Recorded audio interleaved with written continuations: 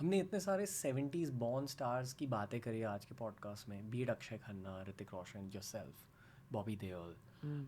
These are people who dominated my childhood, like especially early 2000s वगैरह. Is it too generalized if I ask you what zone everyone is in? Yeah, because I think everyone has digressed into their own Definition of life. definition of life. Like, if you see Bobby, the kind of roles he's doing, or you see Akshay, who comes, does a one-off, completely out of the box character, which you'd never imagine him. Like, for recently, even Shava or in Drishyam, he'll do something completely that you don't picture him in, which you actually feel कि अक्षय खन्ना की बस की बात नहीं है. It's not meant for him.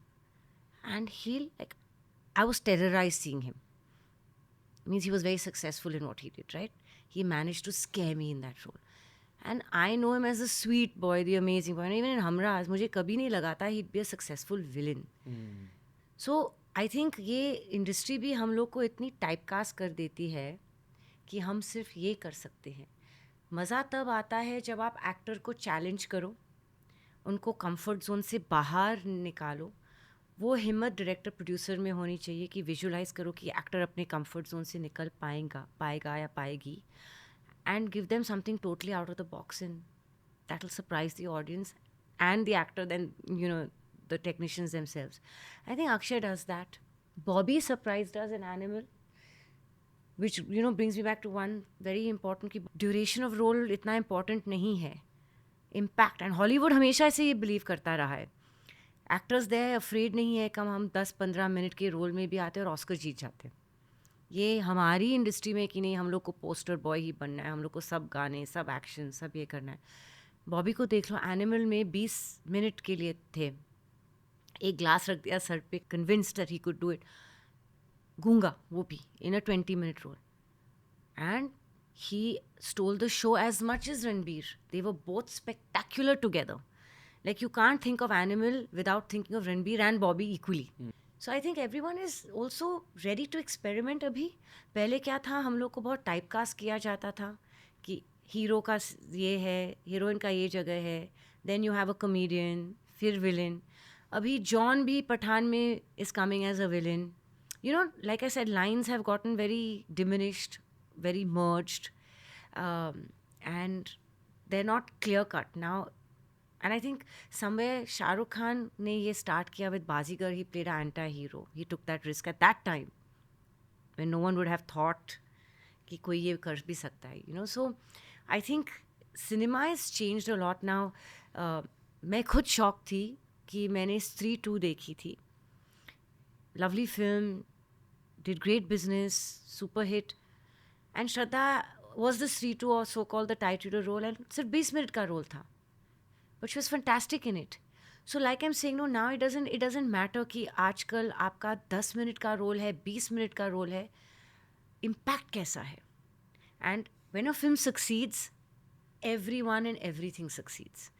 Animal hit हुई, स्त्री hit हुई, benefit Bobby को भी मिला, श्रद्धा को भी मिला. So durations are not as important now as doing that quality in the film. Earlier you could be in a film from the beginning to the end and have no impact. So that is also something that you're seeing is very different. Also, you see people that were thought of not to be a hero, how can a Rajkumar Rao or Nawazuddin Siddiqui and all these people headline a film? But they're accepted beautifully. And why not? They're brilliant actors, they're amazing. और उनको commercial cinema मिल रहे हैं. आपकी एक film मुझे बहुत याद है, कौन सी? जिसकी बातें उतनी नहीं होती बट होनी चाहिए, मंगल पांडे. Oh yes, आमिर खान के साथ. एंड आई फील कि अगर वो फिल्म थोड़े वक्त बाद रिलीज हुई होती, it would have been remembered more. It was a good film, very good film. And मेरे लिए ना 1857 का वो रिवोल्ट मैं मंगल पांडे से ही पिक्चराइज करता हूँ. Very nice historical film, at least that's what I felt. Yes, it was a brilliant film. And वो उस टाइम हमारे पे प्रेशर इतना था क्योंकि आमिर खान ने एक सबैटिकल लिया था. Aamir was coming back on screen 4 साल के बाद. वो कैमरा फेस कर रहे थे लगान के बाद, तो बहुत नर्वस भी थे और बहुत मेहनत की थी. एंड मैंने उनसे इतना कुछ सीखा वो फिल्म करते करते. एंड सी, वो फिल्म में भी लाइन्स मर्ज थी. There was no typical hero heroine, ये वो, very authentic to the subject. It was a beautiful experience. और वो फिल्म हम लोग ने हिंदी में भी की थी और इंग्लिश में भी. हम लोग एक शॉट हिंदी में देते थे, एक शॉट इंग्लिश में, because foreign star cast Britain से बहुत थे, एक ऐसी कहानी थी जो ब्रिटिश राज से सहमत थी, तो हम लोग ने इंग्लिश वर्जन इंग्लैंड में भी रिलीज़ की थी. And it was the first film that we had shot sync sound. कोई डबिंग नहीं था, ऑन द स्पॉट जो भी हम लोग बोल रहे थे वही फिल्म में जा रहा था. So that was a new experience for me also. Fantastic film, yes.